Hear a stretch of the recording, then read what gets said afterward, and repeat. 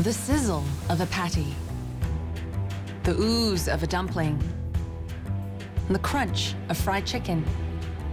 But looks can be deceiving, because everything you've just seen is not meat. It looks like normal meat texture. They really look similar. I mean, it tastes like meat. Now I'm not sure anymore. Which one's not meat? This one's not meat? So this one's actually meat? Oh, wow. Meatless meats are on a meteoric rise and is projected to become a US $1.5 billion industry by 2022. This wave of change in the way we eat is only made possible through visionaries like Quorn, pioneer of plant-based foods.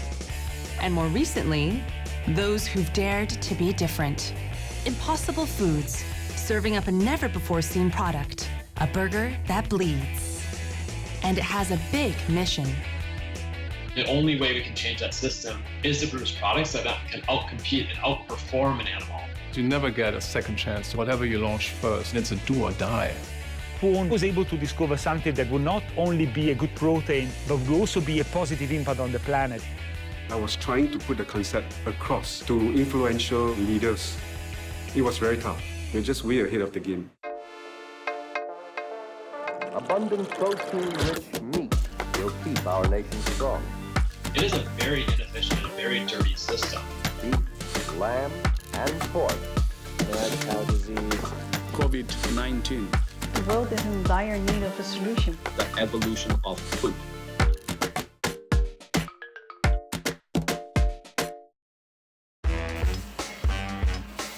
This is the plant-based burger that took the world's appetite by storm.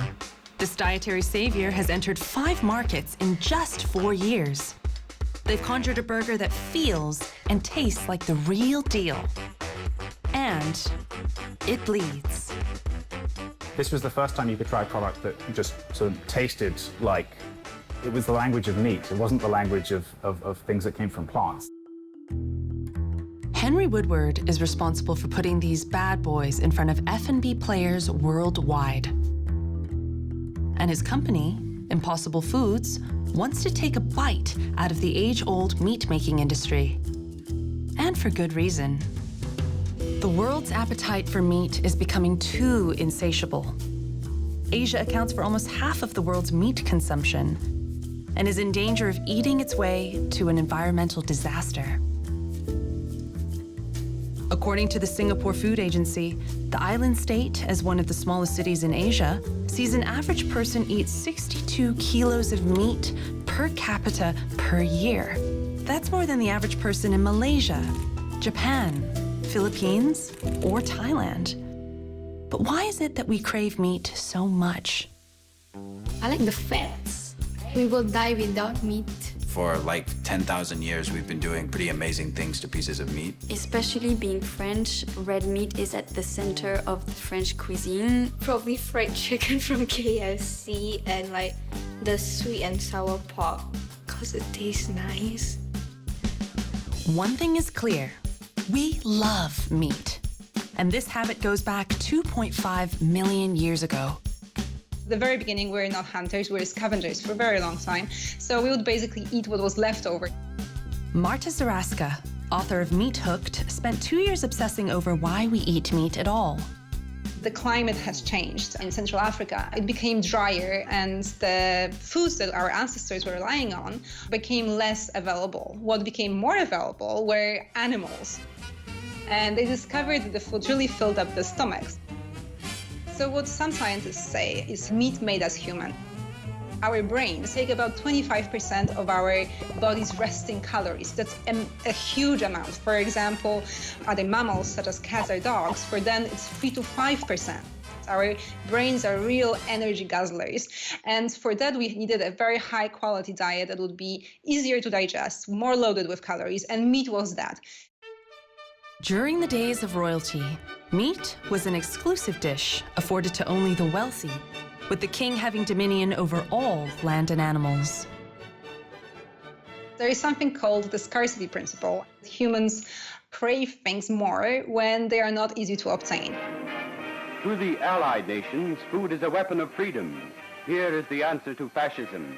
Even Second World War, meat was rationed. The civilian ration of bacon in Britain is 4 ounces per person per week. And when I was a child, I grew up in communist Poland. I used to stand with my mother for hours in lines to get a small piece of meat. Post-World War II, meat made a comeback, with mass marketing campaigns encouraging the consumption of meat, that it was delicious and nutritious. Meat is good for you. The 1960s, a time of great change, great song. And when it came to food in the West, it had to be meat. Abundant protein-rich meat contributes to the well-being and strength of our people and our country. But there were fears that we had bitten off more protein than we could chew because of this book. 1968, a best-selling book, literally exploded into the public consciousness. The premise was that the world's growing population would quickly exceed our food production capabilities and cause mass starvation throughout the world. It was this that drove a trailblazing Brit to look for a solution. An alternative protein that had the potential to eliminate food shortage and widespread famine. I think it's a beautiful place to start for me because, look, I'm actually from that period. This is Marco Bertacca, CEO for Quorn, who aims to be just as visionary as the company's founder, Lord Rank. Lord Rank started to address a future problem because he was able to discover something that would not only be a good protein, but would also be an incredible fit for an environmental question. Lord Rank scoured the world for an alternative. He had no experience in the field, but he was driven by a mission to find a microorganism that was nutritious and that could feed the world. During a 5-year worldwide search, they tested over 3,000 organisms from soil samples from the UK to Chile to India. He was to be the pioneer in plant-based proteins. First mover advantage has huge upsides because you can build knowledge about the industry, you can understand and build a consumer base way before your competitors can interfere. This is Lawrence Kohler, a business expert with 20 years of experience in marketing and branding strategy. In the food industry, where regulation is so big, it can also be quite challenging. In the food industry in particular, you cannot afford to have it not right. I mean, it's a do or die at the end of the day. It was a rigorous process to find the IT protein. The organism needed to be safe, nutritious, scalable, and have a low carbon footprint. Ironically, they found their answer right in their backyard in Buckinghamshire, England, and they called it Mycoprotein.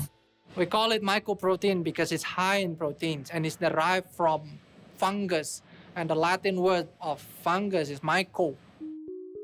Andy Kasumo is the first scientist Quorn hired in Asia. Similar to the process of making beer or wine, mycoprotein requires the process of fermentation. But instead of straining it for the liquid, Quorn keeps the dough like fungi. This is actually the biomass of the fungus. The fungus has a morphology that looks like meat in terms of the fibrosity, fibers. When we tear it, you see that it has this meat-like texture. This is the natural textures of the mycoprotein itself. The cell structure of mycoprotein is almost exactly like the cell structure of meat, a meat replacement with a meaty texture. This is Quorn's holy grail, and like chicken, it can go with almost anything. From a science perspective, I look at 3 things: texture, taste, and what I call mouthful. A little bit bouncy, a little bit starchy, and obviously the flavor that goes with it. This is what I call a marriage between science and art.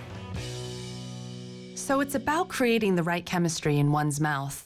But psychologically, there's a lot more to it than just texture.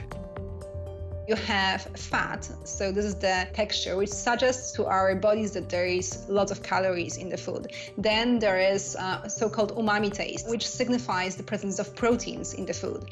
Then there is the salty flavor. Also, salt is hard to find in nature, so there is, again, something that we really crave. And then the Maillard reaction. Maillard reaction is something that happens when you, for example, grill a piece of meat and this kind of browning happens on the surface. They signified exactly to our ancestors that it was full of calories, full of protein. It takes a lot to satisfy our prehistoric palate.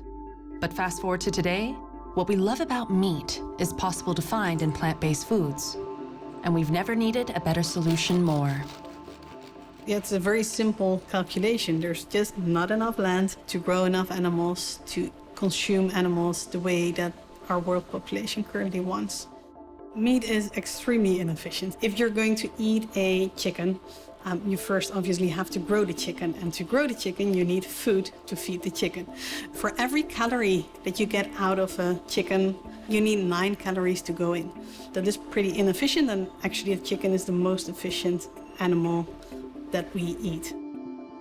Our world is going through a human-induced global warming. According to NASA, 2019 was one of the warmest years of the history of the planet, with livestock being one of the largest contributors. Greenhouse gas emissions, deforestation, added water stress. And that's what drove Stanford biochemist Pat Brown to create Impossible Foods. If we could just invent a more sustainable way to turn plants into delicious, affordable meats that uncompromising meat consumers actually prefer to what they get today from animals. The revolutionary plant-based foods company of the millennium. The first order, building his dream team. The first hire being Nick Hala. So I've been in the beef and dairy farming world most of my life. And your job as a farmer is to produce really good food affordably for masses while maintaining your land. I had never realized before, because we do feed animals a lot of food for what we eat out of them. So it is a very inefficient and a very dirty system because of the demand of that system, and we have to change that paradigm. This paradigm that Pat and Nick set out to shift is a US $1.4 trillion meat industry. It's an industry that's pretty much as old as time itself. But unfazed, Impossible's mission is to remove all animal products from the food industry by 2035. That was the mandate.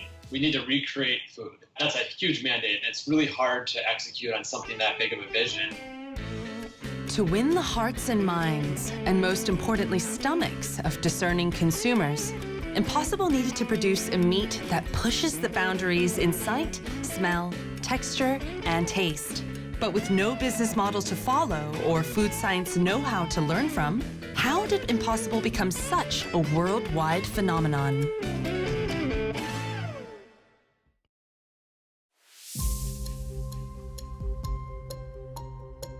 This is what we want to believe our world will always be. This is what we don't want to see. This, not this. But if there's anything 2020 has taught us, is that we cannot afford to look away. We reported the largest number of COVID-19 positive tests. China has reported 72,528 cases. It's been a nightmare. We have a volume of sick people like you can't believe. They have tested different places in the market, and so they have found indeed the coronavirus that is now responsible of this epidemic in humans.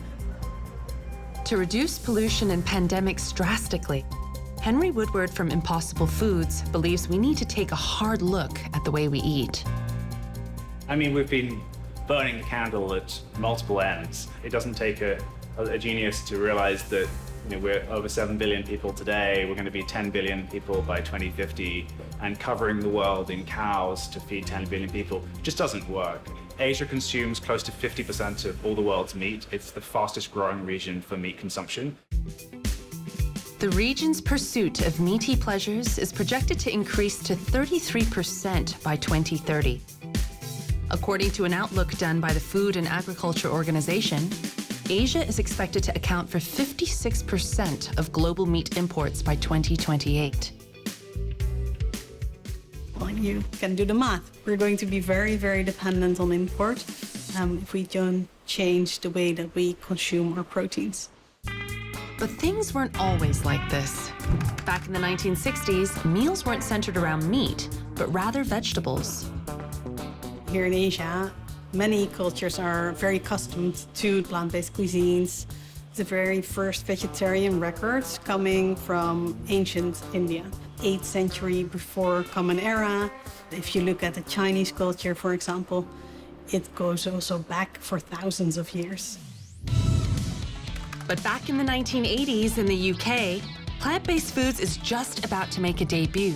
Quorn, pioneer in plant-based foods, took 20 years to perfect their recipe. To capture the meat-loving UK market, the first Quorn products took a spin on Britain's beloved pie in 1985. Having a product where the consumer could actually compare, that would be crucial.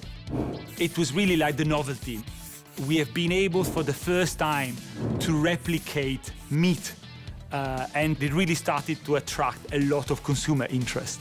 Quorn's pie was a clever product at the time in the 80s because it was all about vegetarian. It was a very niche market, so they had to broaden their appeal, and the pie was obviously in the UK a fairly well-known product. However, there were certain prejudices where your protein intake wouldn't kind of be sufficient anymore because you cut out meat, which always has been seen as the main source for protein. So I think they have faced much of that prejudice. Quorn countered this protein myth by fusing their plucky British origins with the messaging of their nutritious value. And who better than UK's football legend Ryan Giggs to deliver that message? Quorn burgers are a tasty alternative to meat and very healthy. It's a win for both, I would say. Champion with champion. Armed with partnerships, sales rocketed between 1994 and 2000. They injected the profits into a new fermenter and food processing facility, which allowed them to scale, breaking into 9 European markets by the turn of the millennium. The next frontier? The US of A in 2002. But it would only be 8 years later that the food industry would see a strong plant-based player. In 2010, Impossible Foods was born. Hi, I'm Pat Brown, CEO and founder of Impossible Foods, a company with a simple mission: to completely replace the use of animals as a food production technology by 2035. I think many very successful companies have very bold and big missions. It helps to align all the employees, believing that they are actually working not only for profitable business, they're working for a cause. It signals to the people out there that they are up for a mission and for a cause that people can join, and that's why timing is so crucial. The genesis of Impossible started on the heels of the swine flu pandemic, H1N1. As pork prices soared, the world was a little more woke to the vulnerability of the meat industry. The Impossible team needed to find a solution fast. We realize in food, consumption and patterns and trends start with the consumer. So the only thing that's really going to drive that infrastructure to change is to make products that'll make it really easy for consumers to make that choice. So Impossible had to science a product that outperforms meat on every level. No pressure. They decided that since the beef industry is the biggest polluter, it would be their main competition. The weapon of choice? A burger, reinventing the timeless American classic. To be successful launching also something in the plant-based market is make it look like something that is comfortable and familiar. So any innovation, you can look into design, you can look into food, or technology, doesn't matter. It has to have an element of familiarity. Let's rewind to find out why this perfect marriage between patty and bun became such a nostalgic icon. America needs to thank White Castle, the first ever burger chain in 1921. With its stately white walls, the fast food chain elevated burgers from working-class junk food to a food for everybody. Burger joints began popping up in droves, and by 1940, it became the quintessential American meal. Propelled by the rise of pop culture and fast food chains, the burger became a quick worldwide phenomenon. With burgers so entrenched in diets globally, Impossible knew that this was the way to go. But they weren't just targeting any type of customer. Our target of the meat lover was a very conscious decision from day one in the company. And the only way you can change that ecosystem to be in a more sustainable earth is to convert meat consumption over to plant-based consumption. And I think with burgers, it's meat forward, it's culturally iconic. For the product to appeal to the masses, the pioneering team needed to dive into meat at a molecular level. For the first several years of the company, it was all basic science to understand what actually makes meat, fish, and dairy foods so absolutely delicious. And we realized that when you actually start breaking down meat flavor, meat aroma, it is very complex. There's all kinds of chemistry that happens as you're cooking. The simplicity that our team found is as you look at that cooking process, almost all that chemistry that happens when you cook for flavor and aroma is driven around heme. Key to that blend of novel and nostalgia, this little magic compound, heme. It's an essential molecule found abundantly in every living animal, but also in plants. To extract heme, one way would be to take it from the roots of legumes directly. Impossible's extraction of heme is to take the DNA from these legumes and insert it into a genetically engineered yeast. They then ferment this yeast, very similar to the way Belgian beer is made, to produce heme. The result? A patty that looks like the real thing. When you look at innovation from a psychological angle, people buy into innovation on the basis of seeing something familiar and seeing something new. I think that's where Possible did a really good job, because the familiarity of the look, the feel, the smell of the meat-like kind of appearance, together with actually it's only a plant-based, it's completely new. And I think it's the right mixture. With a finished product, it's time for the team to face their plant-based anxieties and serve it to the American public.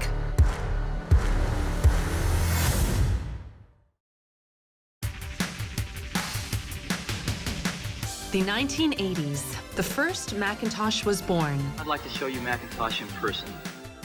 NASA's first space shuttle was built, and in the UK, Quorn was taking off. Crunchy fillets. They're low in fat and cholesterol-free.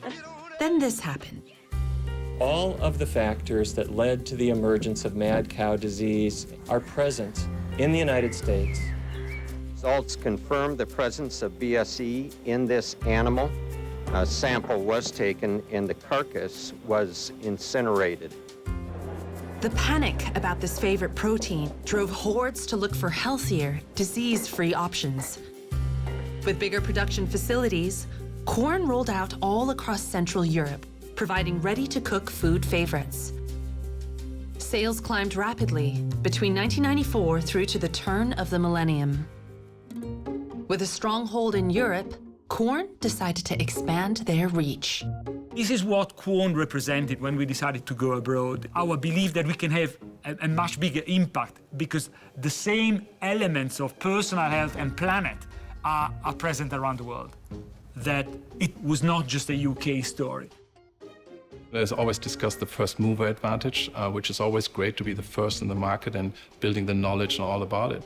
But it also has its flip side, because when they launched, obviously they were challenged then by the establishment, by the meat industry and others, whether the ingredients would be all right, whether it would be actually a healthy product.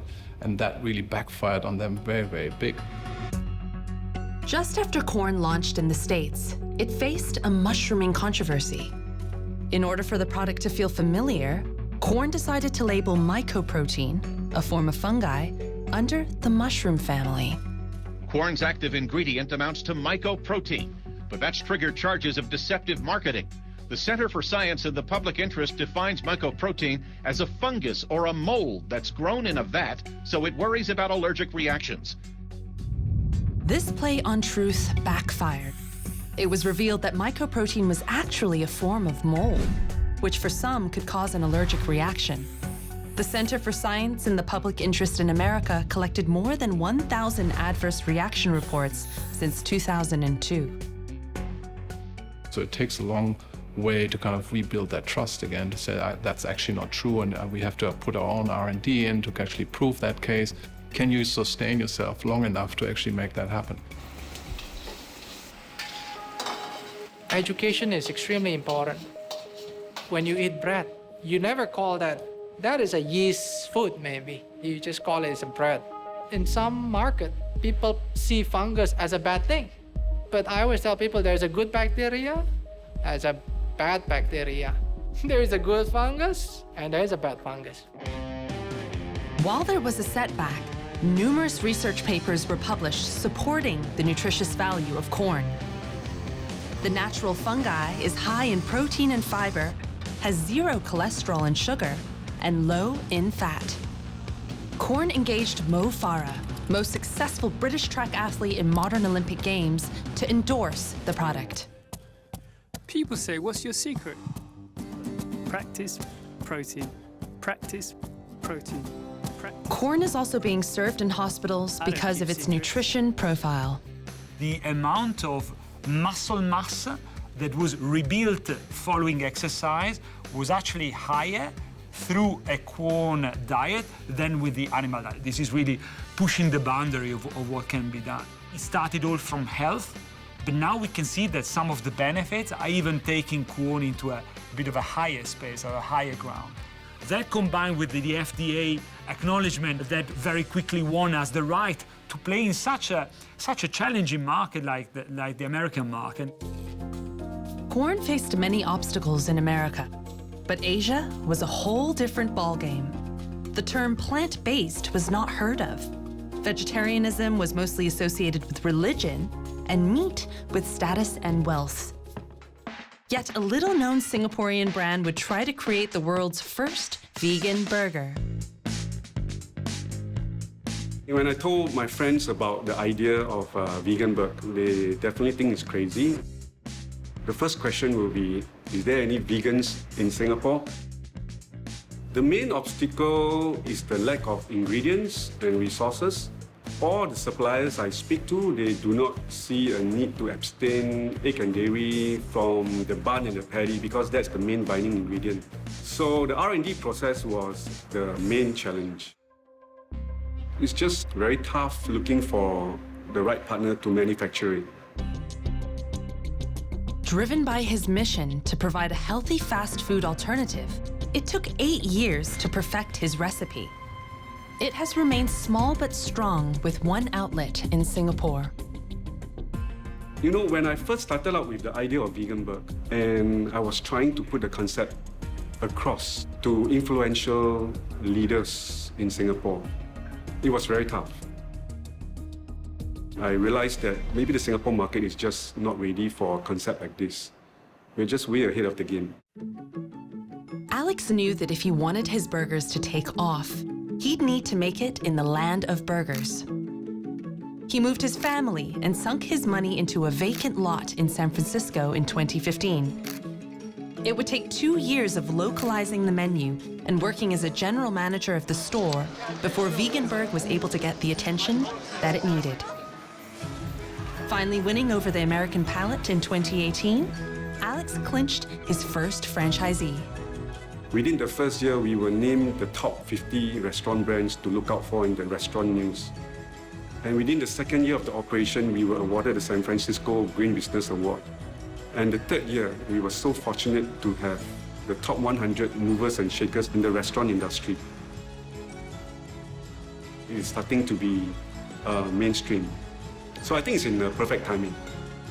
Today, there's many other similar concepts, which I believe got inspired by us as well. Vying for the top spot in the same territory is Impossible Foods. They boldly targeted the wider meat-loving demographic and dreamed up a burger so deceptively similar to meat, they believed it could fool even the top of the food chain. Culture in meat is really driven in the US by these like culturally iconic people in the major cities. And we went to the most stringent restaurants in the world for meat. So the first time we started meeting with chefs, we had tons of skepticism until they started cooking with it.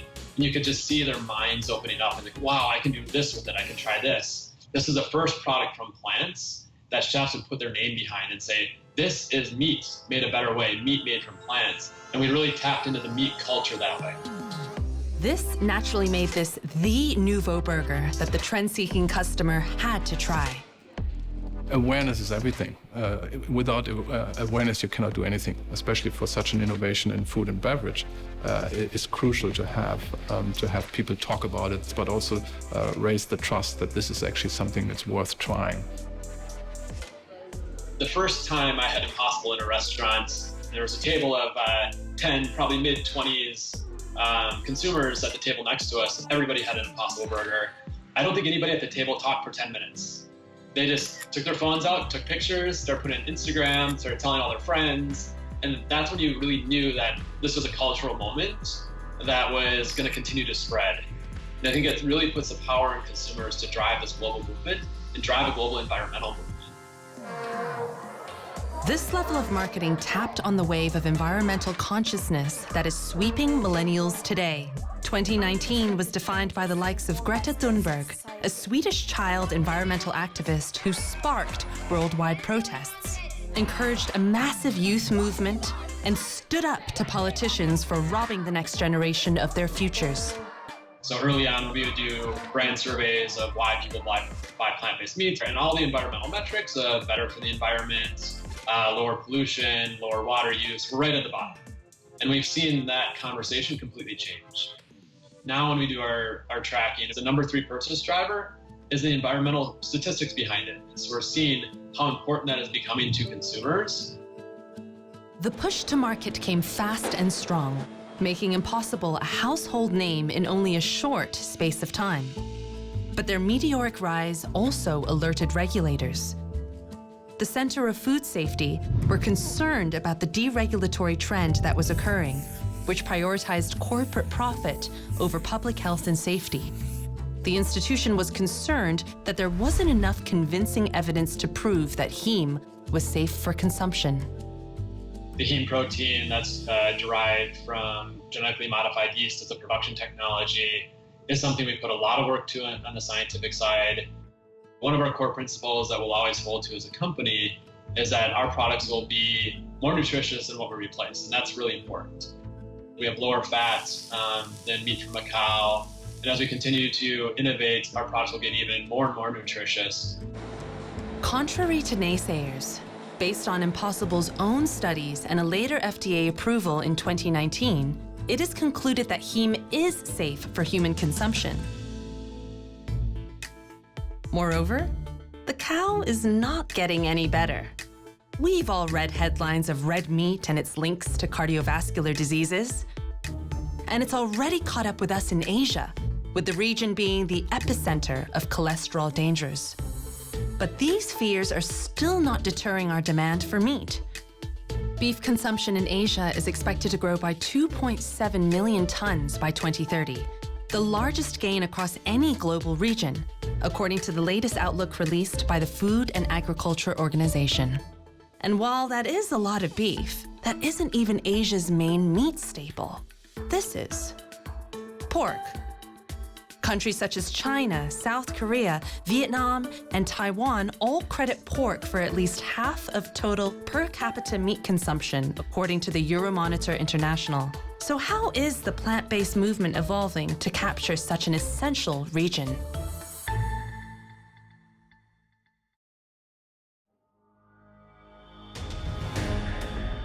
The year of 2020 had everyone screaming for a do-over. It was defined by the coronavirus outbreak, locking down cities, confining global populations, halting economies, disrupting supply chains. You're going to pay more on your shopping trips for meat to the supermarkets and meat shops. The supply chain is having a hard time keeping up. People are panicking. They don't think there's going to be enough meat. Especially our meat supply chains. We've definitely seen a rise in plant-based meat sales due to COVID-19. And we think it's mostly so because the animal agricultural sector has been affected quite badly because many of their workers fell sick, which led to the closure of factories and then a disrupted supply chain. Both farmed and caged wild animals are the perfect breeding ground for zoonotic diseases. They have heightened stress levels, they're packed together with way too many.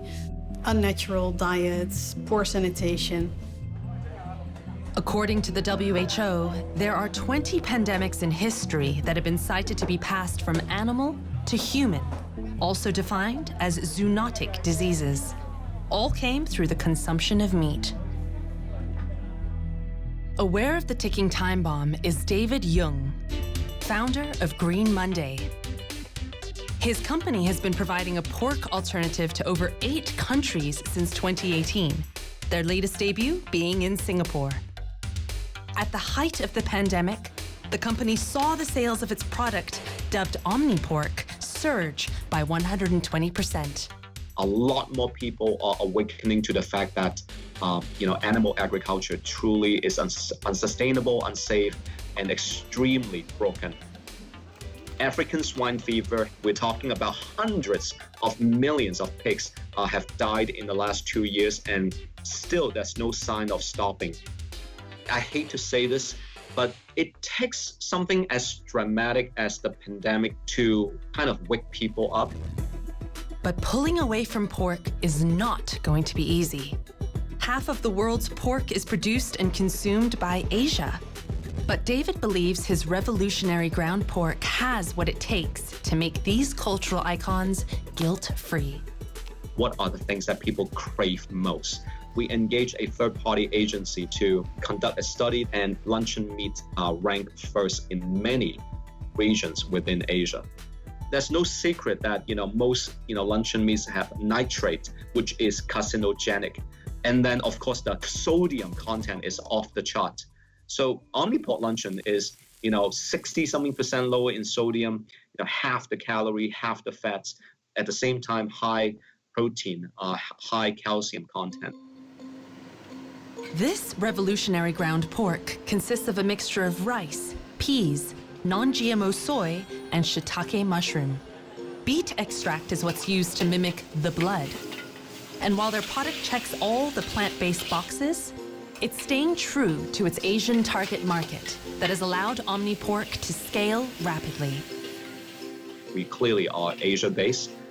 Choosing pork was kind of a no-brainer. They can put it in fried rice, stir-fry noodles, turn it into a meatball, turn it into a patty, or whatever shape they like.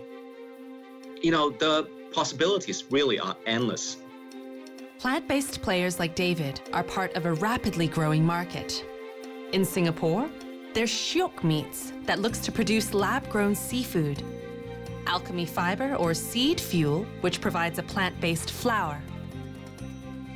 Singapore also has big food tech aspirations, setting aside a $50 million investment to players who can produce proteins of the future.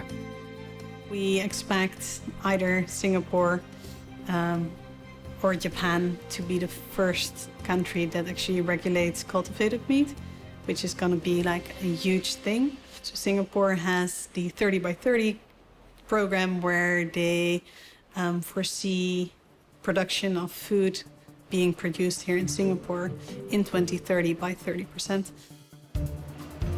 The East is growing rapidly. So how are Western counterparts looking to stay competitive? Quorn, pioneer in alternative proteins, believes localizing and diversifying will pay off. From when they first released their product in the 1980s, breaking into the US market in 2002, Quorn in 2015 decided that Asia was their next big bet. This is a line of corn dim sum lines that we have. So you have the siomai, the puff, the bun, and the glutinous rice. How do we make this product suited to the local market? You need to know each of the different culture, religion, diversity that they have, and be able to adapt to the flavor and cuisines that they really want to do. Since entering the market in 2015, they've now got a whole range aimed at Asian palate, from chicken rice to rendangs. Quorn also had another strategy to set itself apart, placing carbon labeling on their products. Our ultimate goal, we want to take out less than what we put back as a positive impact on the planet. It's not only being the first mover, you have to keep being the first mover all the time. And that puts a lot of pressure on the company. Stay very nimble and keep on listening and adapt to what the market is telling you. And it's going to be very interesting also to see how Impossible and others are moving forward in other Asian markets. Meatless burger maker Impossible Foods has set its sights on winning over hearts, stomachs, and wallets of Asian meat eaters. They made their debut in Asia via the city of Hong Kong about just 18 months after launching in their home territory. Most brands, especially food companies, they will spend years in their home market. We rushed to Asia, and that was very strategic. We're looking at where are the sort of lighthouses, the centers of influence and culture and food culture in the region. The initial cities that come to mind are definitely Hong Kong. This bustling city is among the world's biggest meat consumers. An average Hong Konger tucks into 3 times more meat than the daily recommended amount. To disrupt Hong Kong's love affair with meat, Impossible needed to study the local palate. We really want to show product market fit and culinary diversity and credibility. So really it was about, showing that Impossible works in not just Western cuisine, but it works as a mapo tofu, it works as a sujito, it works as a murtabak, it works as a dumpling. Impossible introduced Asian-friendly products next to their burger offering. Partnering with high-end restaurant Beef and Liberty, the Impossible Burger quickly became its top 3 best-selling burgers. Having made their mark in Hong Kong, Singapore was next. I spent a lot of time understanding the zeitgeist of the Singapore food scene. One thing that we wouldn't want to ignore is the hawker centers. That's the beating heart of the Singapore food culture right now. So we got in touch with the management team at Lau Pa Sat, which is obviously probably like the grand dam of the hawker centers here in Singapore. We brought in a couple of our guest chefs from Singapore and worked with a couple local hawkers. We had thousands of people turn up. There were definitely people in the queue that we asked, and they didn't even know what they were queuing for.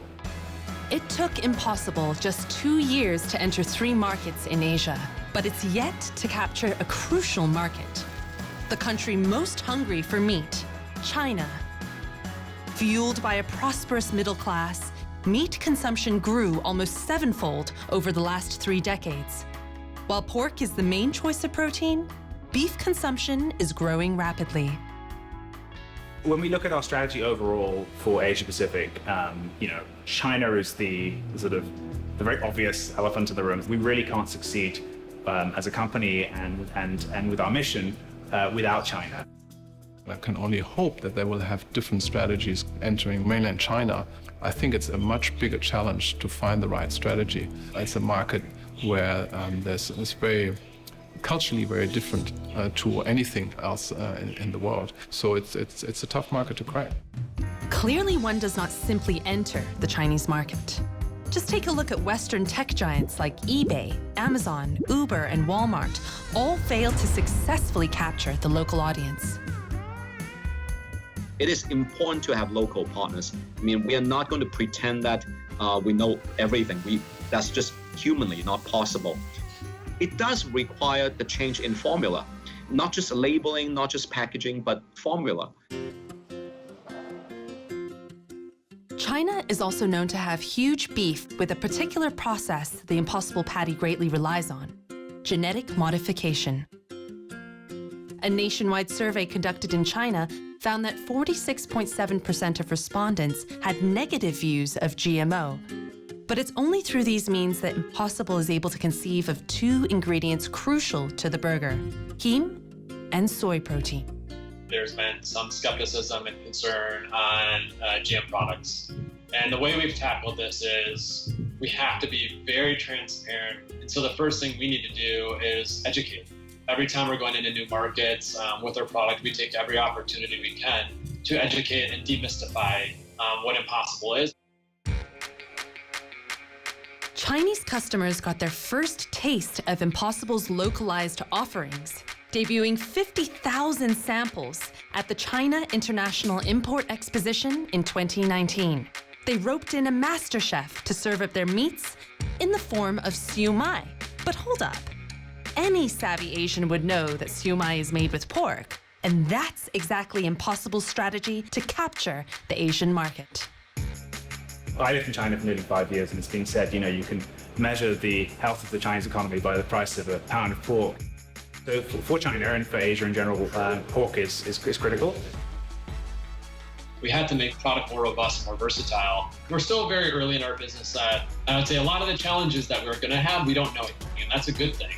And as long as we look at this as a learning opportunity in every step that we go through, then really build the ecosystem that we need to drive success. For Impossible's China dreams, it's still early days. The plant-based meat wars are already taking off in China, with big players like Beyond, OmniPork having entered the market, and Gen Meat and Starfield are growing fast in the country. But judging from their track record, nothing seems too impossible for the team. And it's fueling a global shift towards greater plant-based innovations. Can we replace? Can we give them a better product? Just like how electric vehicles, I mean, we're not asking people not to drive, we simply ask them, use this better version. This is the evolution of food. For the next generations, for our children, we just need to create a better way of consuming meat, and we can definitely do that. I have 3 kids that are now 23, 21, and a little daughter of 18. And when I started to talk to them about joining Quorn, their reaction was something I've never seen before. I'm gonna do everything I can to see in the eyes of my kids that they are proud of what they've achieved. It's through the boldness of first movers like Veganburg, which dared to dream, OmniPork, which played to their strengths, Quorn, which has learnt to reinvent, and most of all, those undeterred of the impossible, that we as a people can begin to have greater awareness of the state of our waistlines, the well-being of our environment, and our world. Yeah, I mean, it's just established, so what's the next thing? I like fried chicken thighs that make me feel so good. Stoking coals soothes my soul. I love my barbecue. Understand, I'm just a man with a pork fat baby.